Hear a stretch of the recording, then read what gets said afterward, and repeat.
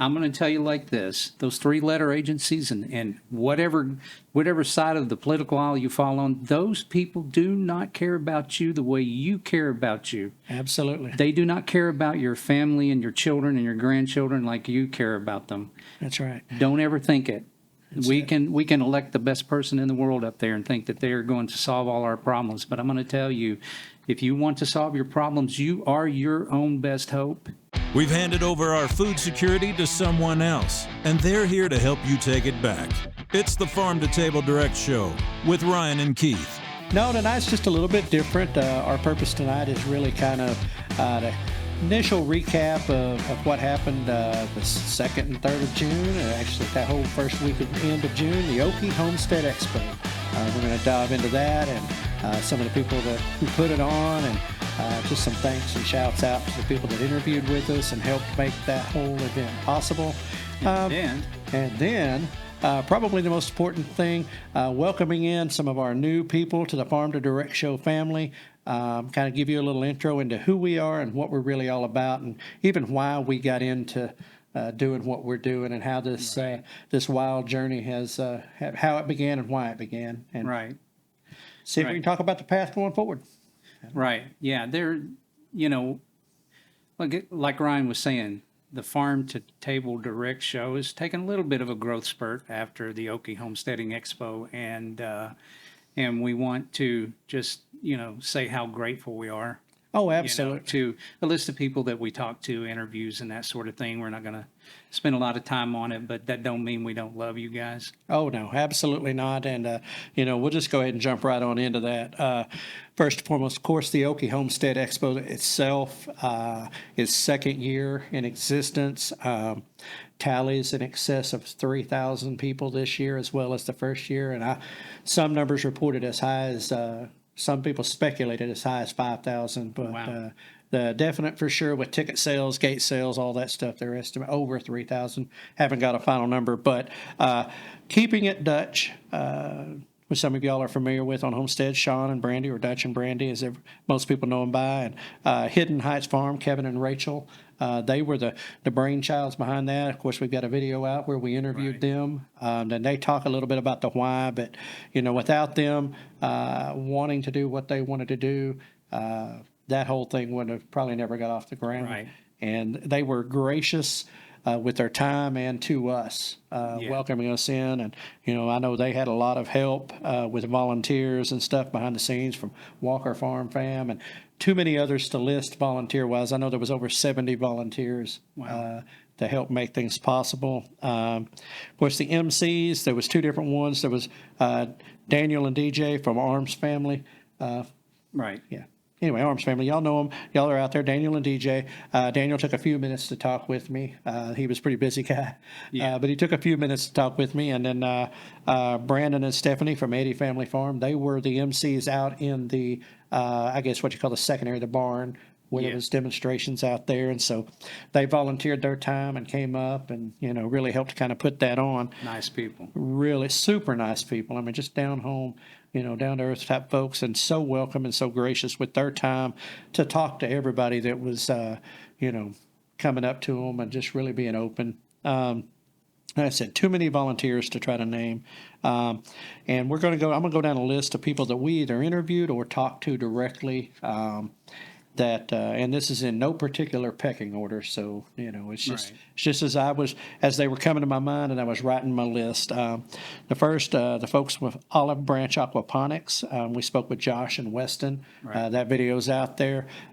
Super informative people as far as what aquaponics is and why they're doing it, and what makes it work. They were just real gracious with their time, and so if you get a chance, go out and check Olive Branch Aquaponics out. Look into an aquaponics system. It's really got my curiosity going. Bro, I know you had done. I did, and I really liked it. I lost my and fish. so anyway, that's for me. That was one of those. Old Pecan Homestead, Dakota and Shayla. Definitely like-minded folks. They're into, they've got their homestead going and they're raising their family. And Eleanor the goat. Eleanor, everybody say hi to Eleanor if you ever get out there. But she's a little bit camera shy though, so don't bring a camera. She don't want to do with that. But no, they were great people. And of course, they run Minuteman scales. They custom fabricate Right. scales for farmers, ranchers, homesteaders, whatever that have any type of livestock program where they're wanting to monitor the weight growth and that type of thing. So, and they'll custom fabricate. So, really nice folks. Of course, G16. They were a little bit different twist from some of the other people that were up there, but really super nice couple there. Super nice. You know, Savannah and John, and just sat down with you and Josh, and really just kind of opened up and had a great conversation. And y'all can check that out on YouTube as well. VW Family Farm, Ben and Andrea out of Arkansas. They're man, they raise pigs, cattle, chicken, a little bit of everything. But again, just super gracious with their time, and so y'all can go check them out. VW Family Farm. They're on all the socials. Homestead in a Box, our neighbor, Leah. Yeah. Just down the road, super gracious with time and information. And, Oh, yeah. she's a She's a hoot. She's a hoot. That's a good way to put it. She's a hoot. We love her to death. She's great. One of my favorite stories of the whole time we were there, and that is Walt and Sandra Trewick with Oklahoma Donkey Dairy. Yeah, Or that's a good Dulce de story. Donkey, which is their skincare product. You can check them out at dulcededonkey.com for that. And, of course, Oklahoma Donkey Dairy, they're on Facebook. They are on YouTube as well. Super nice folks. And I know they got some special mentions from Doug and Stacy, and Yeah. that has really been I'm very happy about that. yeah, they're definitely getting some attention there from that, and it's well deserved, and it's, like I said, a great story. So get a chance to check that out. Bar 7 Ranch out of Texas, Cody and Erica. Yeah, they're hilarious. Oh, you want to talk about watching a married couple, go Yeah. back and forth, and they like to prank on each other a little bit. Yeah, yeah. Check it out. The other yeah. day when Cody licked the knife that Oh. he was cutting up his eggs with because he said he had to clean up after himself. Anyway, You go check it. Just go check it out. Listen, the other day, Yeah. he was up in their dump trailer trying to get something out, and his son jacked the trailer up on him and had him trapped up in the top of the trailer. So, I mean, they're a fun family. Our good friends Justin Scott and his family from Sweet Stingers Honey and Apiary. Again, super knowledgeable guy, great Super family. I was blown away, bro. Oh. I'm just telling you. It's With Sweet Stingers yeah. and Justin, all the taste testing I did over there, I was blown away by the different flavor profiles from East Oklahoma to West Oklahoma. Wow. It was just in Oklahoma, as far as I understood, but just some of the information that I found out about that. Right. But anyway, shout out to Yeah, Justin. shout and out his to them. I family. mean, and listen, not just honey, the products that they make out of it. I mean, from mustache wax to of course, beeswax. Yeah. A lot of cool stuff they do. Check them out. Yeah, our good friends Stuart and Ashley from Restoration Farms. Yeah. Again, super gracious, opened up to us and spoke with us, and Right. they're into permaculture and different things Right. like that. Foraging. And they got a new book out called Foraging in Oklahoma. It's Okay. an ebook. Check Right. that out. Oh, Go yeah. over to their page. Definitely so, and just really great people there. Of course, I guess the headliner of the bunch, which was Off Grid with Doug and Stacy, so Doug and Stacy. Right. Both super nice folks, really gracious with their time, and many of y'all have already watched the call that Doug gave to the small YouTube channels, and, which really I can't say that I interviewed Doug. I spoke to Doug for a second, and Doug said what he had to say. I mean, that was just Oh, right. Yeah. He was. But anyway, they've been hitting the nail on the head. And Oh, man. And So many areas. It's not that I want to toot our own horn, but we've already been doing that. Oh yeah, absolutely. A lot of the things that Doug talks about, we were right on top of. Right on with it, and and so very kindred in that regard. Yeah, and absolutely. so yeah, they were, and it's try not to, I didn't. Doug was in and out and gone, but so many people were after their time there, and they were trying to be open to as many as they could. They and, could. and Very so, gracious. Yeah. very gracious with that, and super nice folks. Three that I've got written down here that I know that we spoke to or did some business with. The first was Redmond Minerals. Oh, right. As you can see, they gave me a hat that I've shamelessly got sitting here on the table because that's the weight of my heart is a hat. Right. I'm a hat guy. And today in the mail, I received my first order of Redmond sea salt. Okay, so see, Yeah. we're customers too. But Carson Ripstein was who was there. Spent a few minutes talking with him. Right. Super nice guy, and I mean they're. Let me see if I can pull this up here. Yeah. Garlic is worth its salt. So, I mean, they've got everything from salt blocks to like electrolyte restoration type Right. stuff. And it's ancient sea salt that they Right. mine out of mines up in Utah. And they do almost no refinement to it. Right. So, I mean, it's Yeah, that's right. So all the minerals that came from God's green Yeah. earth Yes. or under God's green earth. well up there, man. I don't know how green it is. It might be brown. I don't know, but no, it's they dig that out and do that, and it's great people. And I know they're they produce a lot of stuff for the farm community and homestead community with that regard. River Hills Harvest, they make elderberry. I didn't touch it because I'm weird like that. But my wife and daughter bought some from them, and they liked it, drank it on the way home. Okay. So they liked it. And then another person that I talked to, and man, bro, when you reach a certain age and memory just goes, and if you don't write something down, you lose it. Yep. Well, I remember the name of the farm, and I'm apologizing right now because I know y'all told me your first name. I talked to you, and it's Random Okie Farms. Random Okie Farms. Yeah, they're. Me and him got in a conversation. They used to live over where I live now. And, Okay. So I mean, great couple. Western Arkansas. Yeah, Western Arkansas area, and but they've got their homestead and they've got a YouTube channel and they're out there. It's Random Okie Farms. One of the unique things about them, they grow irises, like the flowers, and stuff. yeah. And they got a lot of exotic animals. They do things a little bit different, Yeah. than some of the others. But hey. They were super nice folks, and so get a chance, go check them out as well. And I mean, I know that there were people there like the Eldridges and the Macs, and of course Walker Farm Fam, and Patty Alderman from Alderman Farms, and just more than I can even remember to list that were there either presenting or they had just demonstrations or whatever, and It just we didn't ran out have of enough time. We simply didn't have enough time, and we didn't have enough manpower to do everything that we wanted. And I'm saying that with the fact that we had a total of 6 people in manpower, 3 each day, and Yeah. it was just, it was just Yeah, we need to be 6 each day, at least.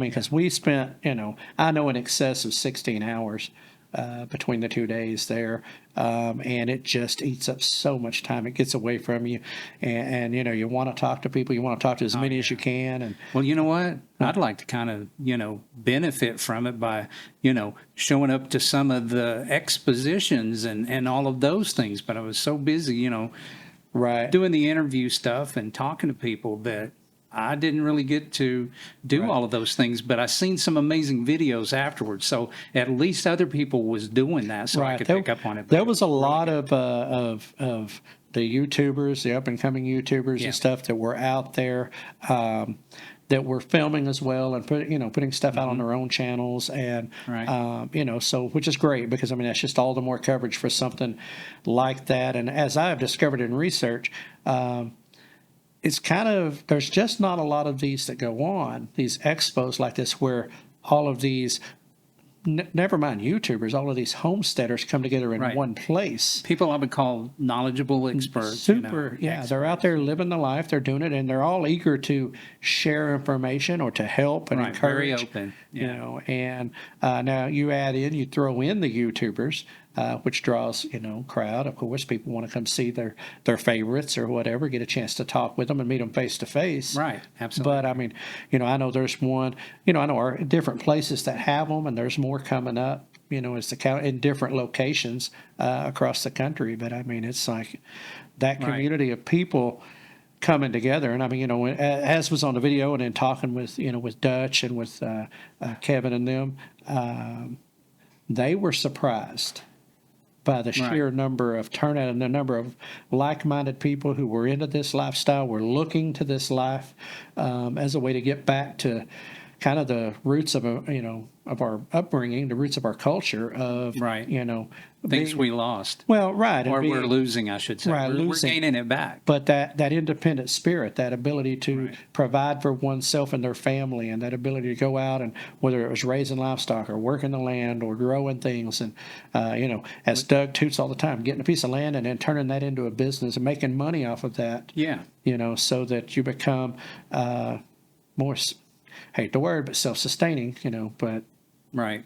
sorry, it's been hijacked. That's why we don't like that word. But Yeah. Sustainable means not harmful to humans. right, exactly. And so not harmful to humans.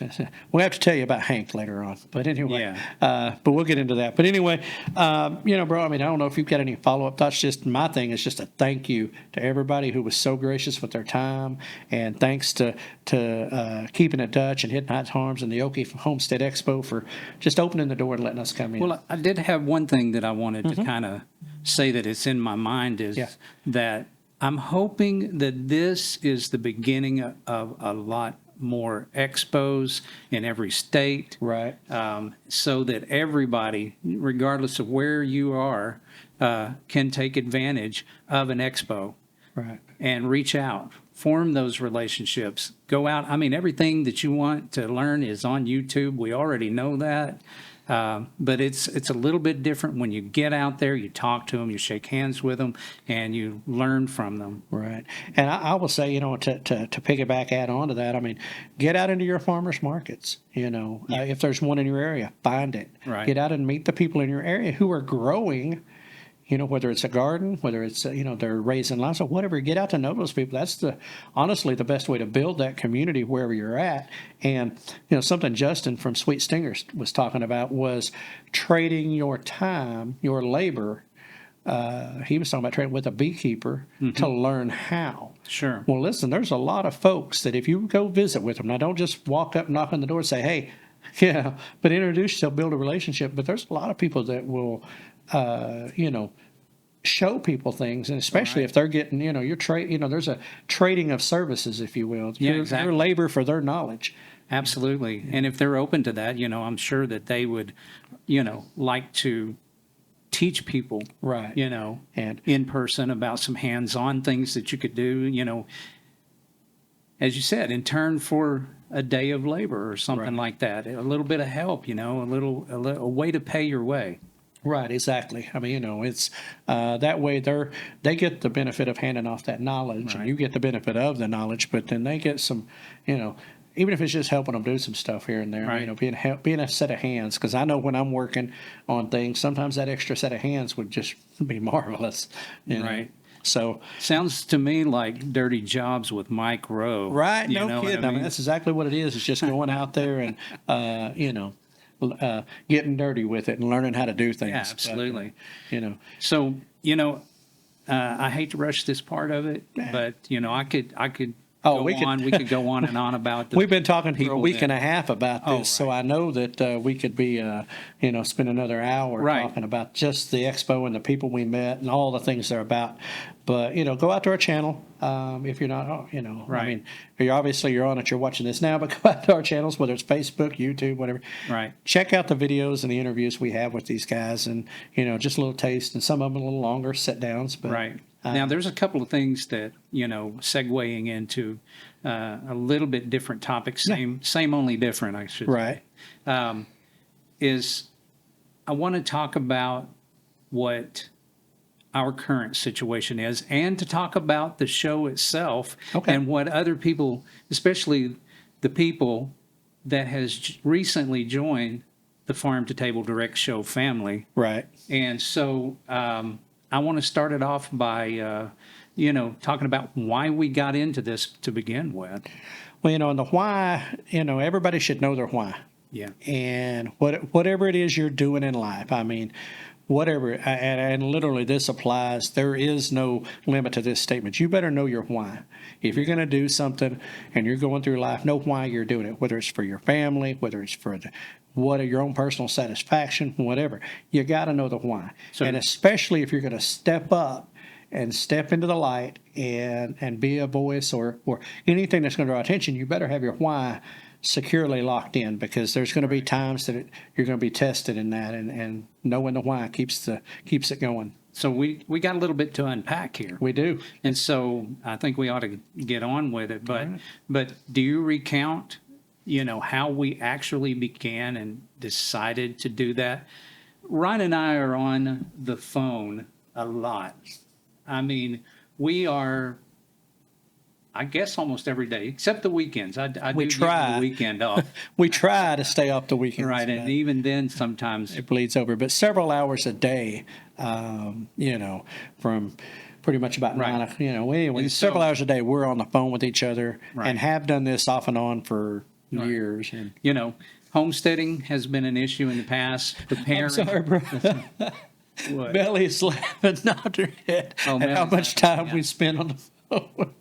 Oh, right, yeah, Yeah. she's over there shaking her head. Our wives are in total agreement on that, I will promise you. Yeah, so much that sometimes she says that I'm just her roommate. Oh, that's no. hard, no. No, But listen, anyway, make me feel bad now.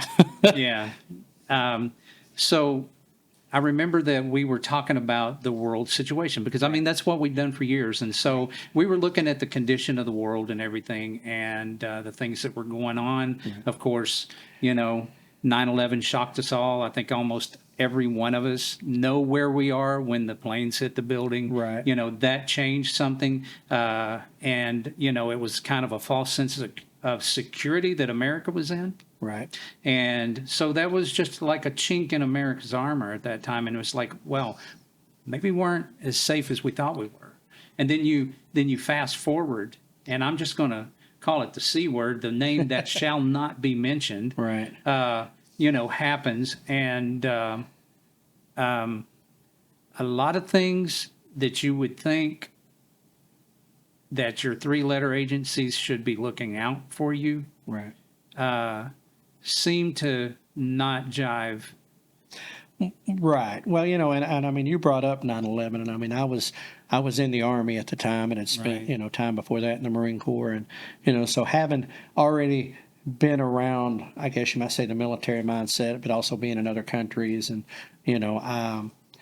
even at that, even being exposed to that and understanding what goes on in the world, seeing it firsthand. I mean, I remember Right. being down in Bosnia, during all that, helping clean. We were in the latter stages when I got there. A lot of people were there, but Right. so seeing what happens to a country that gets war torn or gets whatever. But there was still always that same, even being in that, there was still that sense of security about our own country. Right. Because I was raised, I don't know about you, but I remember being taught, that we weren't going to be attacked on our soil because of, the water, distance, our military, I mean, just all these great things, which are all, there. But then 9/11 happened. And yeah, I remember exactly where I was at, exactly what was going on, and it Right. definitely, being in the Army at the time, it had a massive, immediate impact on my life. Of course, yeah. But You then, weren't alone. No. America was watching you guys from TV, and knowing my Right. brother was out there on the front line, when you guys were about to roll into Iraq, right. and And that was and of course in my mind I'm thinking that's my brother out there. see, and you're getting an insight now. He's serious about that. I mean, me and him Yeah, have talked totally. extensively. I mean, and I've talked with our mom and and her feelings and different ones at the time. And it's totally different when you're there. Versus the family that is home, not really knowing what's going on. I mean, granted, Fair we had enough. more news coverage for that than anything we've ever. It was right. crazy. I mean, but my son watching, y'all watching different ones, Wondering where you are, and I mean, what you're doing, I remember what you're thinking right now. Right. And Yeah. I remember going in when we actually, the night we actually rolled across the border into Iraq and we actually were going in, This is going to sound silly because this is just how soldiers and Marines, airmen, I mean, it's just how military members are. You get sleep when you get a chance to get sleep. And I remember being there. We were staged up and we're sitting in this big long convoy and we weren't moving. I ain't gonna lie to you, I would sleep. Of course. Because I didn't know when it was coming again. Sure. And that was just that military mindset. So it's like you think, man, you're getting ready to go in and do all this stuff in your life. Yeah, you know where you're at, but you gotta get sleep. Right. And that's how military people are. We're gonna sleep. Right. And but yet at the same time, I remember it was just a few days after the initial invasion. Was my birthday, right? And that was my 31st birthday, and I spent it in southern Iraq. And I tell people all the time, it's like me and the guy that was in the truck with me, I had an Otis Spunkmeyer muffin and a candle. Okay. All right. Now we're going down a road in Iraq. Okay, war zone's going right. I light that candle. We sing "Happy Birthday," blow that candle out, and we split that muffin. All right. And I tell people all the time, it's like, I mean, up until recently, but I mean, in all seriousness, to that point in my life, that was my best birthday. And it's great, right? Right. The look on his face, it's great. You know, they pull back when I tell them. It's like, because I knew where I was at and I was alive. And that's all that mattered. Yeah. And it was an appreciation of that fact of where we were at. But yeah, so I mean, that definitely, like I said, it changed my life. And yeah, fast forward, you know, a lot of changes, a lot of presidential changes, Right, watching government it. changes, you know, and then 2020 happened, you know. And Right. And let's just back up and say that, you know, I just want to reiterate that me and my brother has spent a lot of hours on the phone talking about politics starting way back. Oh yeah, way back. So I mean, it's, you know, we are I wouldn't say I would say a political family. But yeah. I don't mean it in that like we're well, in politics. yeah, we're not in offices and stuff like that. We yeah. just discuss and pay attention to politics and have for Right. decades. Yeah, and I think, you know, we grew up as Rush babies. Yeah, I'd say that's You know, safe. I wouldn't say a Rush baby, well, but we a were Rush Rush adults, but a young yeah. adult. And Yeah, Rush. Hugh introduced me to Rush pretty early on. I think I was maybe an early teen or late teenager. You're welcome. Thank you, bro. You know, he gave me the book. He gave me Rush's first book, and I read that. Still own it, matter of fact. But anyway, you know, so yeah, got involved. Right. Became aware. I'd been aware of local politics where we live as a teenager because political science, social studies was one of my Right. favorite subjects. Right. But to get really tied in with what was happening today, modern time, you know, 1990, you know, late 80s, early 90s, Right. to get really plugged in to what was happening politically, yeah. I mean, you introduced me to a lot of that, and we kind of developed over the years our conversations. And so Sure. that led us to where we were at post 2020 and our Right. conversations going in. Right. Yeah. So I mean, we weren't new to the game of politics No. whenever all of this stuff happened. Right. But once 2020 came, Oh, man. I want to draw a difference between 9/11, Mm-hmm. which said we lived in a false sense of security, Right. to where the year 2020, we live in a false sense of food security. You know, a false sense of food security, a false sense of supply. Right. I mean, you know, we laughingly have joked a couple of times on the show and behind the scenes, you know, March of 2020, when everything was really kind of in that ramp up, I had seen the virus who shall not be named. Right. I had seen, you know, I mean, I knew I'd caught pieces of it, and I'll be honest with you, I really wasn't tuned in on it. But, I mean, I wasn't taking it serious. But, you know, what I called in March, you know, the great toilet paper caper. Right. You know, all of a sudden, toilet paper and paper towels aren't on the shelves anymore. Huh? You know, I mean, yeah, Right. I'm in Texas. What? Yeah, exactly. I'm down in Texas, and my wife called. I'm on the phone with my wife, and I was going to the store in town, and she said, "Hey, if they got toilet paper, grab some because we're out up here." Right. I'm in this, and I won't tell you where I was at, but I was in this tiny little town in Texas. Okay.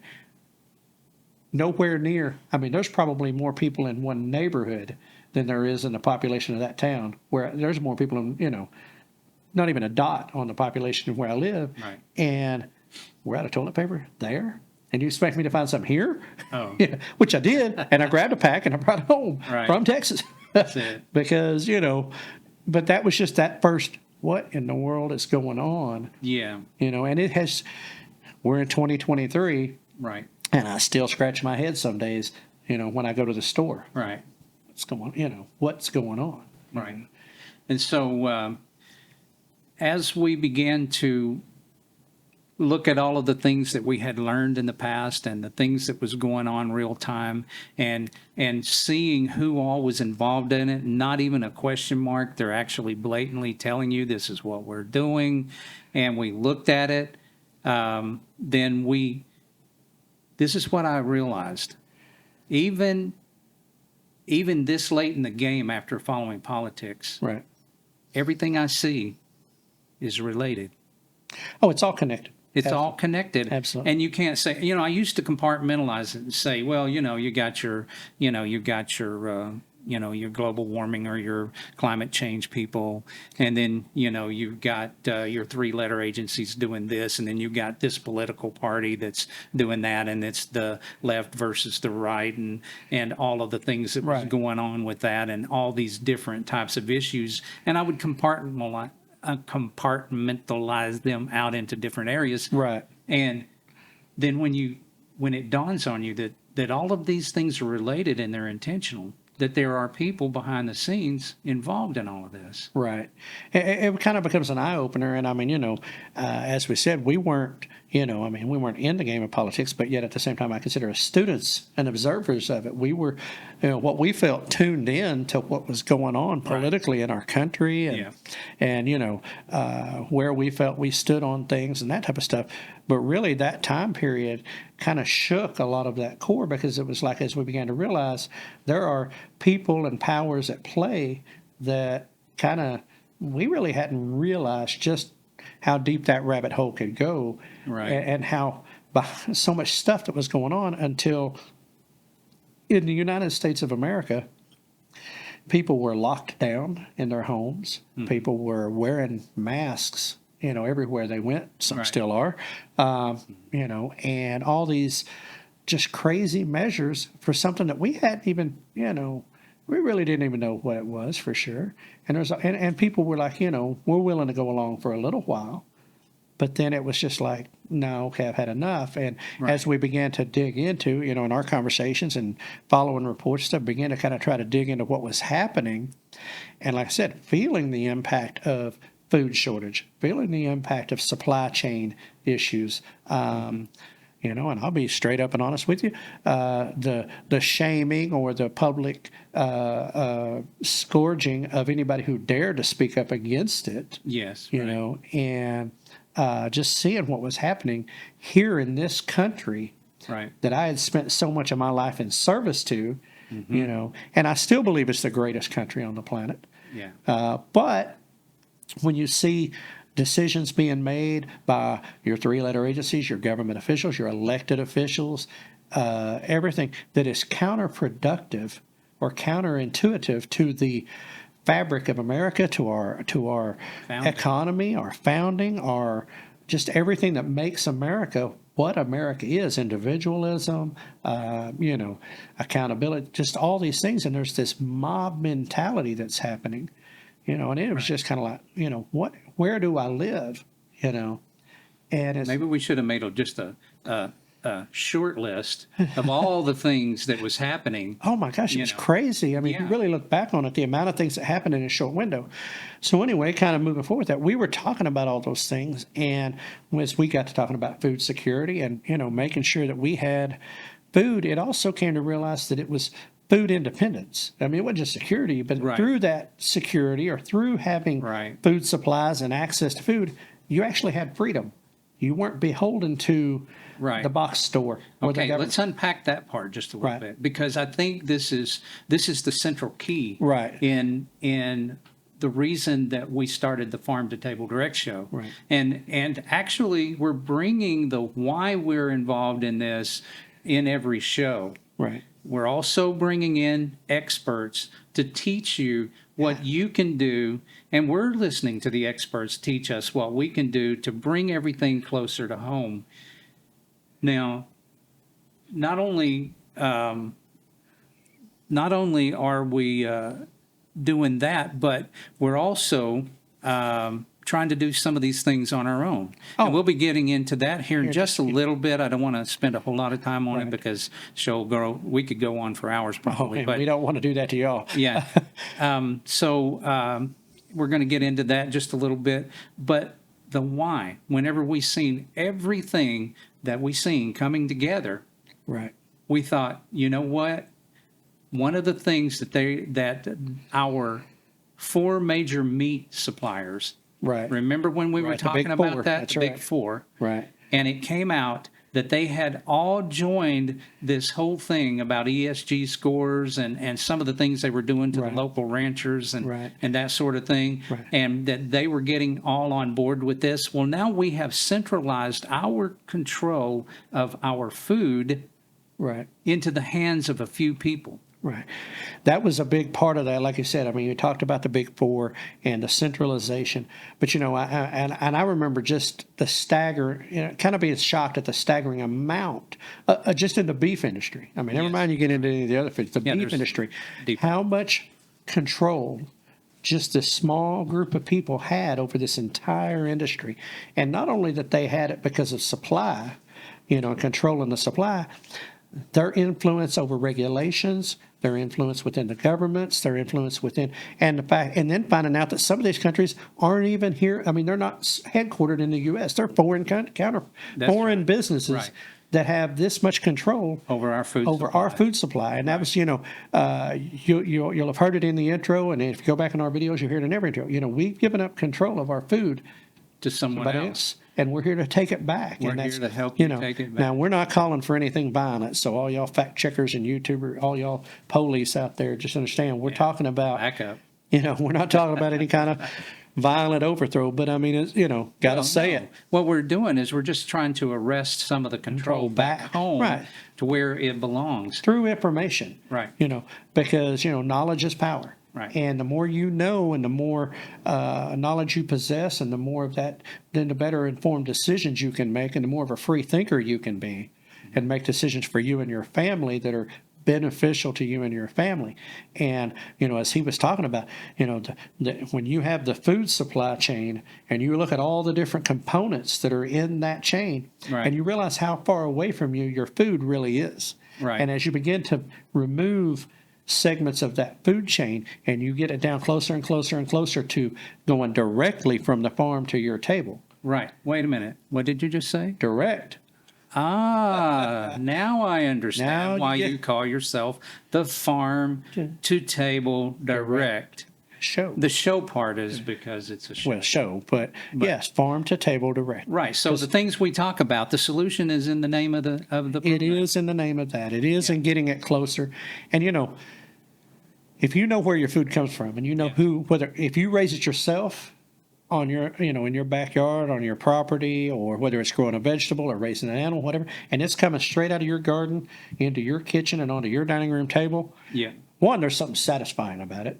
Yeah. But Healthier, then- probably. Right, and it's probably healthy. Anything that sits on the shelf for 6 months and don't go bad, there's something wrong. Right. Yeah. And, something I seen the other day that said that when it came to processed foods, said the further out the shelf life date, the longer the shelf life date, the shorter your life. Ooh. Now, that's just what somebody said. It wasn't me, but Right. I'm just saying. Is that true? I don't know. I don't You know. decide. But, I mean, something's got to make that food last that long. Yeah. But, so, okay, say you can't, like I can't raise cattle. Okay, not that I don't know how, not that I couldn't, but I don't have the space. I don't have the land to do it. Right. Okay. But I know somebody who does. That's it. That's a direct line. I know where to go get it. And I've got relationships with people who grow cattle.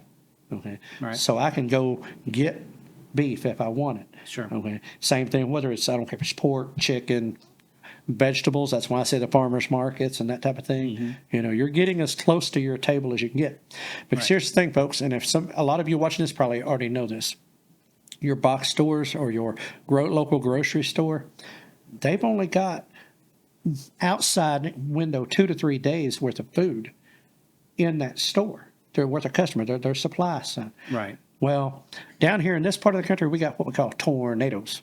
And those that are in the Oklahoma, Arkansas, and this part of the Mid-South and South, and the Midwest, y'all know all about some tornadoes. I've heard of that. You've heard of that. Okay. Right. Well, I'm going to tell you something. And we don't get real winter like some of the folks up on the closer to Canada do, up into Montana, up in the northern part of the states. Right. But if there's storms coming, and they know they're coming, a string, or let me tell you something, let there be some snow and ice on the way. Go to your local store and see if you can't find something. See how empty them shelves get quickly. Right. So if that's the case, what's it going to be like if there's mass panic or if there's some kind of thing you ain't going to be able to get Right. if you don't already have? Right. In preparation is just that. It's preparation for not just if peanut butter hits the fan, but it's preparation for anything. It could be, a local emergency, floods. It could be tornadoes, hurricanes if you're on the coast. anything. And it's, and that's exactly what it is. It is preparing. You buy insurance on your home, Right. gambling that you won't need it, hoping you don't need it in all honesty. Right. Okay. But you're putting back, you're preparing. Okay. Right. Same thing on a car, whatever. You put your seatbelt on, hoping you never need it, Right. but you want it there when you do. And it's no different for your food. Right. And so, we've seen this happening, and just to be blunt about it, we just looked at it and said, if we don't stand up and say something now, That's it. one, who will? Right. Okay. Our why. Our why is because we don't want to look our grandkids in the face someday and them ask us, Papa Keith. why didn't you say something? Why didn't you do something to stop this? Right. Why didn't you take care, and that's not going to be something that happens with us. I refuse to do that. Trust me, we got blowback from our own family yeah. members about, if you say something, Right. don't say anything. Still catch it from time to time. Because Still you'll become a hear stuff. target, and that may be true. Right. I'm not ruling that out. Well, I still But- hear it, but it's, we counted the cost. Right. And Speaking of that, yeah. Speaking of that, just a little sidetrack since you mentioned it. We have been working on a documentary as to why we start, and that is called Counting the Cost. We're still in the process of working on that, Right. but got a lot of work. We've been sidetracked on a lot of other things that we will not mention right now, Right. but because we got other Projects. And content projects that we're Right. also working on.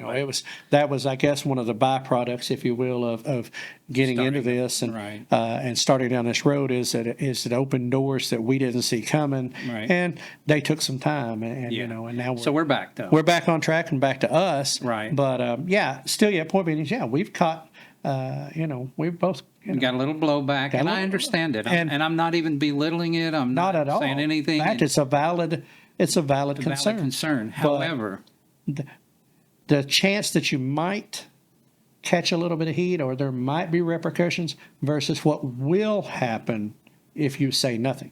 That's it. Because all it takes for evil to succeed is for good men to do nothing. Right. And history has proven this time and time again. Yeah. And so, that was our why, was that we didn't want to go quietly into the night.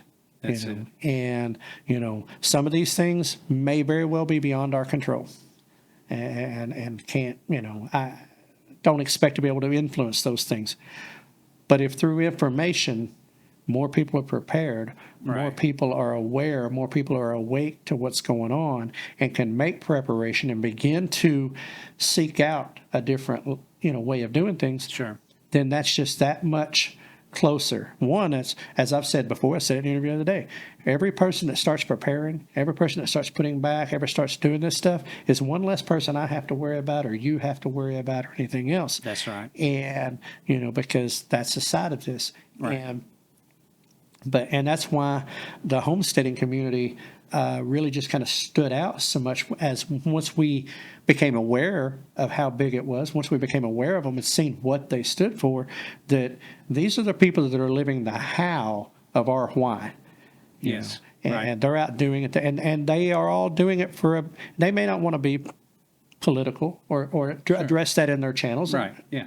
I'm not going down that road. That's Right. everybody- Although Doug says, Doug- stop it. Doug said stop it. Doug said get after, voice up. But Right. everybody has to make that decision for Yeah. themselves. And so we said, okay, we're going to go and we're going to be that voice and we're going to be that alarm and, Right. and push as much information about who's doing these things, what we see as their motive, why they're there, and put that information out and then let the viewer or let people decide for themselves based on this information. When we say something, yes, if I say it, if I stand here, I stand behind it, I believe it, it means something to me, and Yeah, that's my that's prerogative. right. And what I see as the way forward or what I see as the answer may be different than what y'all see as the answer. Right. But that's okay. That's called free thinking. That's right. called, taking facts, taking points and considering them, consider the data, Right. and make a decision going forward of what's best for you and for your family. At the end of the day, I hope that you choose wisely. But, the reality is everybody has to make a decision. Besides, regardless of which side, of that fence that you fall on, or what degree that you believe it is or is not happening, what's it going to hurt to put a little groceries back, to prep? Prepare for the unexpected. That's what we say at the end of every show. Prepare for the unexpected and keep it local. Right. And that is part of the solution. The Farm to Table Direct show.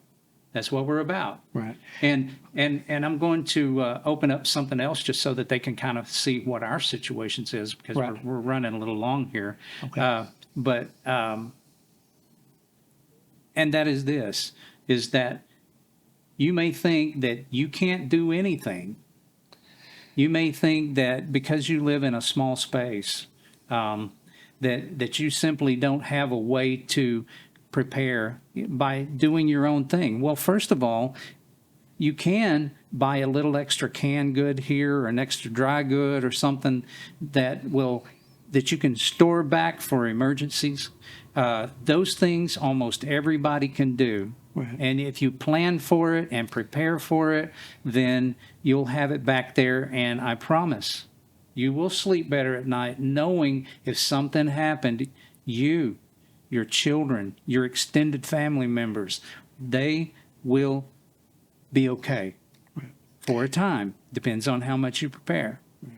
Well, I'll tell you, one of the first things that, we started doing was, just taking some mason jars and putting in some rice, putting in some beans, sealing them up, putting them in a closet. I mean, just, picking up some extra cans here and there of things we knew we would eat. Right. Don't go out and buy stuff that you and your family ain't going to eat, and you ain't going to eat it. Right.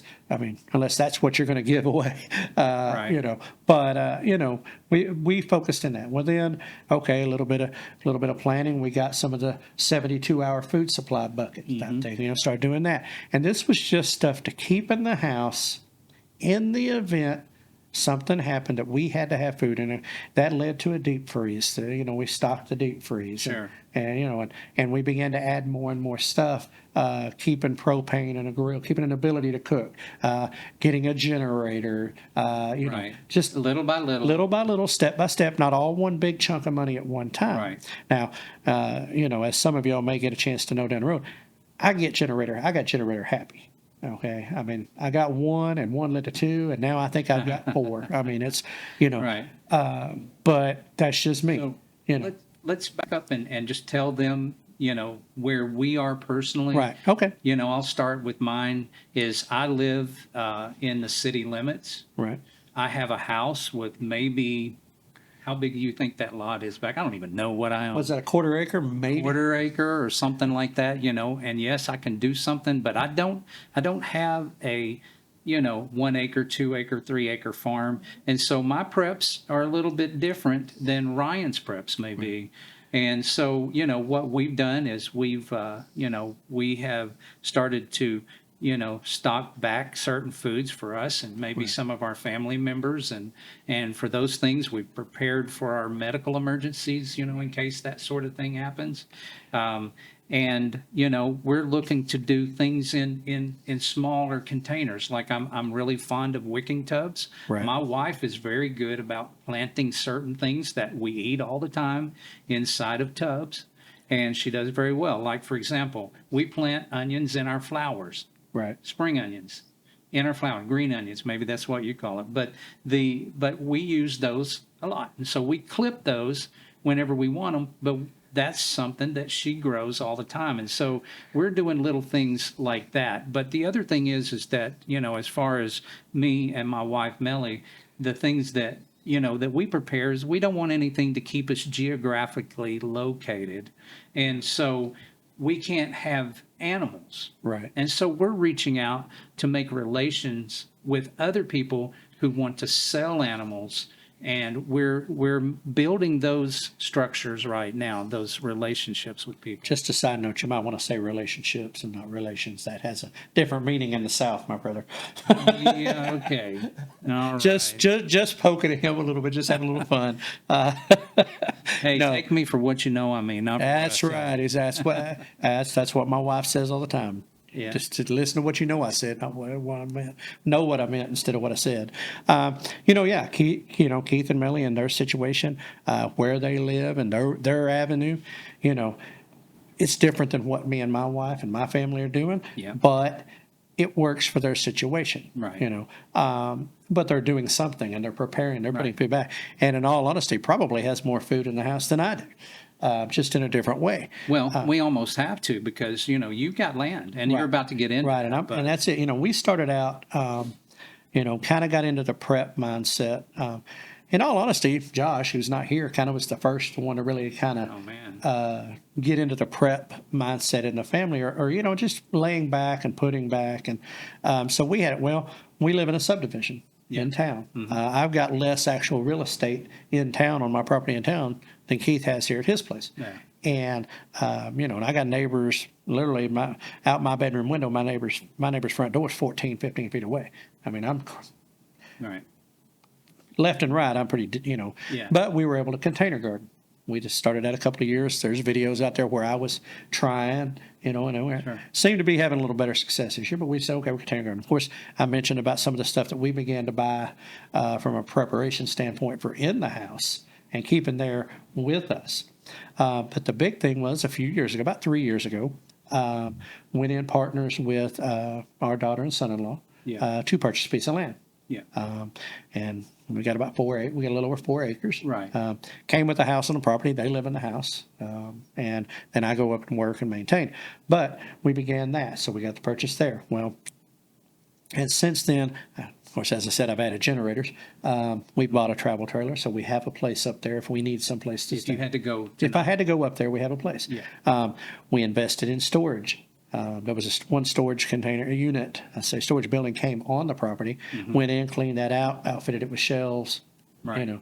began to do that. Recently, it purchased a shipping container.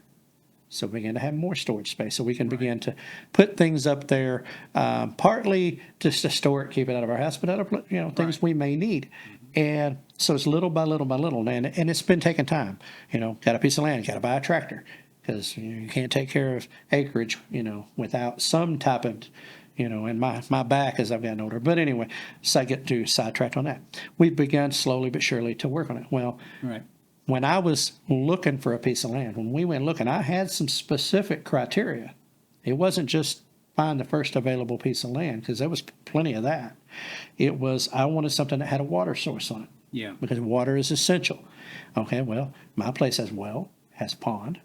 Okay, so I've got water source. In that pond is fish. So I've got, I've got fish that are just there in the pond. We feed them so that they grow Right. and multiply, hopefully. Yeah. But so we began to do that. And that was buying that acreage, having that, making sure we had water.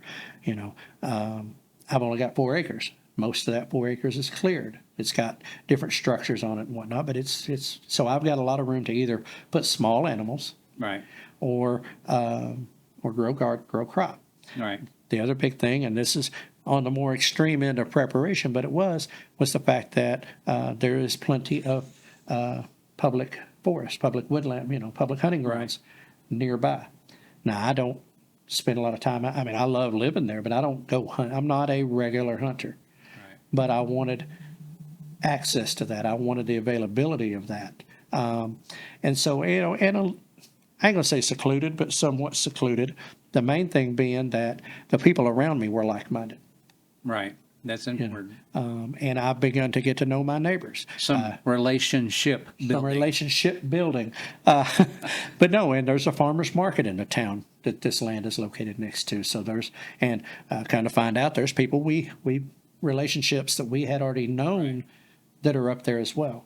So for us, it was a big thing. And, so it's like beginning to move every day closer and closer and closer. Right. And that came with a root cellar too. That was another thing. So when we get crust up, we have a place that stays cool Right. year round to keep stuff. I mean, it's just, that's, we were willing to invest that far because I knew I got all kinds of conveniences. I am less than a mile from Okay, from now let's bring the folks into, some of the realities some of the realities. of getting up there. Yeah, that's it. Because I promise you, if I'm not there when peanut butter hits the fan, I've got to get there.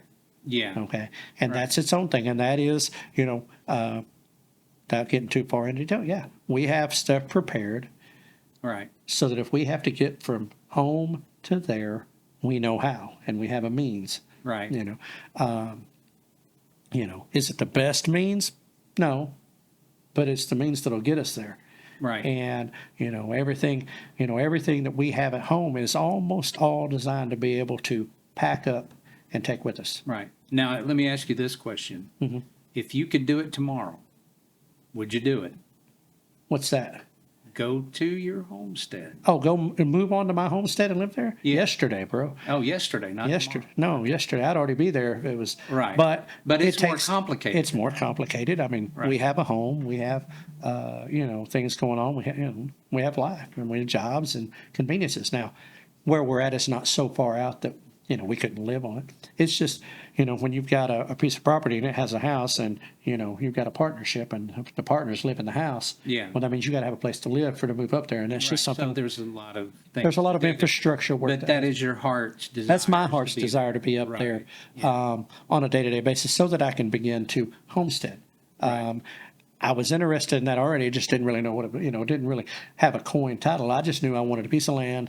I wanted to be able to raise some small animals, meat source. I wanted to be able to grow my vegetables and have food to be able to can and stock away and also to eat on a day-to-day basis and to have space around me and know that, there's no such thing. I mean, I'm not an off-gridder, okay? I like electricity. I like running water. Yeah. But if you had to, you're a but if lot I had closer to- to it than I would be, for Right. But we were in that situation where it's like, I wanted space around me. I wanted, to get out of the subdivision life, get out of the in-town hustle and bustle. It is so noisy where I live, know.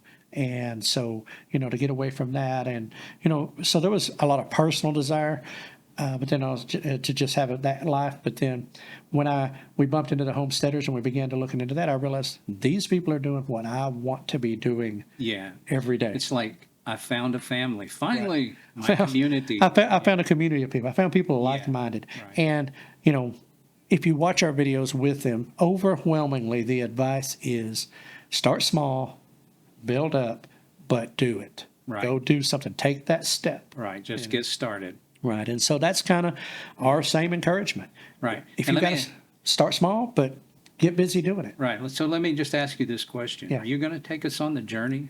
That is something that is in the works. We've began looking at what all would be involved in having to do that and coming to agreement. I mean, it's not, how much of it will just be me and how much of it may be, my wife or my kids that are up there, how much they'll want to be involved. And I got to talk to them and make sure they're, kosher with that going on. Right. So we might be able to look forward to I'm hoping to be able to launch for our new Farm to Table Direct Show family members right. to see where you're at.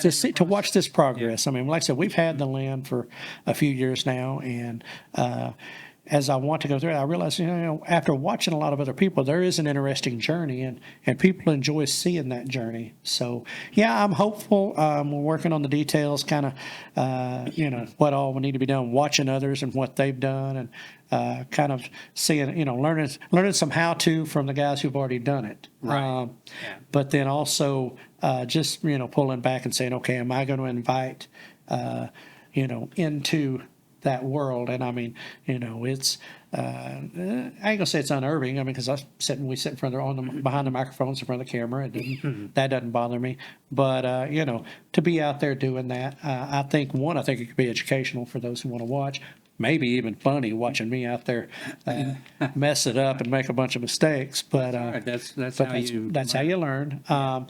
And so, yeah, hopeful to be able to get that going pretty soon. Okay. So we look forward to that. And bro, is If you got now, hang on. Now, if you got before we go, let us know what you think. about that idea, and leave a comment, send a comment, and Right. any suggestions you might have on a cool name, because that's something else that is like got to get worked out, and that's on the bottom of the detail list, but it is important. But yeah, hopefully we'll get going with that. So Right. So with that being said, I hope that in this segment of the show or this show that you guys have kind of got a feel for who we are and where our hearts are and our why we're speaking up and speaking out about the things that's going on and how we're actually doing those things, to not just preaching about it, but we're also implementing those things within our own families. And so here at the Farm to Table Direct Show, we genuinely believe in bringing back central control away from control, back from the people who centralized control back to our homes. And we believe that the Farm to Table Direct Show, that the answer to all this is in the Farm to Table Direct name, and that the closer your food source is to you, the more security we have, the more food security we have, and the less people will be able to control you. this country, a lot of what was founded on this country, what founded this country was the idea, that a tyrannical ruler in a distant land had so much control and influence over the day-to-day life, and they wanted freedom from that. Right. And true freedom comes from having that and knowing that your family's fed and knowing there's a shelter over your roof, over your head, and you can protect and defend your family. Right. And so that was the thing. And in our motto, as we like to say all the time, in keeping it local, or keep it local, as we say, that's a physical action, absolutely, of shopping at a local place, getting anything you can locally, and building those local relationships. Matters so much. We've lost that community. Right. Through the internet, which don't mean is a great thing, but we've lost a lot of that local mom and pop community. So it's the physical action, but it's a mindset. It's a mental attitude of drawing that circle in, and I say drawing a circle in, of people building a network locally where how to get things that you may need, information you may need. If you got something you need help with, who to go to Right. locally. Not something you go out. I'm going to briefly reference it because it's a whole other thing. But about a year ago, wow, memory just right out the window. Oh, yeah? What happened about a year ago? The video I sent over to you, wow. Candace Owens. Oh, yeah. Came back. She sent out a video. Now, it was about cyber pandemic and that type of stuff. And but she got to talking about prepping, and she got to talking about our knowledge base. And Right. what her thing was, if you have to Google it, or if you rely on Google to tell you everything, then you don't actually know anything. Right. And we've lost that knowledge that was passed down from generation to generation, in just a short amount of time. Because, and don't get me wrong, I'm not knocking on Googling something or DuckDuckGo or whoever or YouTube. I use it like nobody's business to learn things I don't know. Right. But I'm honest with myself about that assessment too. But so I'm saying it's a tool to be used, but it was just kind of this mental evaluation of where we are, that we have surrendered so much of, our grandparents growing up through the Depression, or I say growing up, they were adults raising kids through the Depression, and what they had to, to go with. When I sit there and think about the fact that our mother didn't have electricity in her home, All right. she didn't have electricity until she was an adult. Right. And you think about that, and mom will say to me all the time, she's like, I know I can live that way, but I'm not willingly living that way. Oh, right. Yeah. But it's the point is that we've lost that, Yeah. in just a short amount of time. And, and so the Homestead Expo and those homesteaders and those people that are out there doing that effort to bring that knowledge back. Yeah. And for us to sound an alarm, if you will, to be a voice that talks about the things that make people uncomfortable, to make them aware, to get them to think. Yeah. That's where it's at. And it is farm to table direct. The more direct that relationship is, the more freedom you have through your food security. That's You it. know, and The less people can control you. exactly. If you don't be, what is it Doug said? We've said it a few times. Control the food, control the people. Right. Well, that was a Henry That Kissinger. was a Henry Kissinger quote. Yeah, And he said that. he said that. I didn't say that. No, Doug didn't say that. it's out there. It's Go out look there. it out. Check it out. You know, but and it's that's- true. It's if true. you think about it. So, you know, so if we pull that back to where, because if you can have a roof over your head and you can feed yourself and your family, how much do they really control you? Right. That's exactly right. Arrest the control from those people who have centralized it into 100%. their own control. And, you know- Three-letter agencies. Whoever it is, you know, from whether it's internally in our country, in your local, in the governments, or in another country. I'm going to tell you like this: those three-letter agencies and whatever side of the political aisle you fall on, those people do not care about you the way you care about you. Absolutely. They do not care about your family and your children and your grandchildren like you care about them. That's right. Don't ever think it. We can elect the best person in the world up there and think that they're going to solve all our problems. But I'm going to tell you, if you want to solve your problems, you are your own best hope. That's it. You know, our hope rests in our Lord and Savior Jesus Christ and God above, and our willingness to get out and do for ourselves. I mean, Yeah. that's really where it's at. I mean, you want to be community, but you know that first step Right. is acknowledging you need to be doing it. Right. And take that control back. But bro, I think we've Yeah. we've gotten a little fired up there towards the end. We probably but, wore out our welcome. maybe Anyway. just a little bit, but no, folks. Hey, seriously, thanks for being here with us. You know, we talked about a lot from the expo to who we are, what we are, why we are. Yeah. You know, and what we're about, and you've got a little taste of that, and you know, catching in some of those conversations we have all the time. So we've recapped all of that. You know. Again, to our new family members that have joined the Farm to Table Direct Show Thank you family. very much. Thank you. Yes. And, From you the know, bottom share, of our heart. subscribe. Don't have to tell you to do that. Well, you know all the stuff you got to do, but you know, tell a friend. Smash that like button. Smash the like button, smash that the share follow. button, the subscribe, Share. the follow, Yeah. all the things that you do. Right. You know, And if that's all that you can do to help us to Hey. help others, that's great. that's right. Spread Thank the you. word. You know, the more people that are aware, the more people that are on board, the better off it is. You know, so hey, and you know, again, big shout out to all the people that we talked about earlier. That has just opened their community to us. Right. And, Yeah, you know, for we look forward to a long, lasting relationship with each and every one. Right. So, bro, I think if it. there's nothing else, we can sign this thing out of here. I think so. All right. So, as always, from the Farm to Table Direct Show, prepare for the unexpected and keep it local.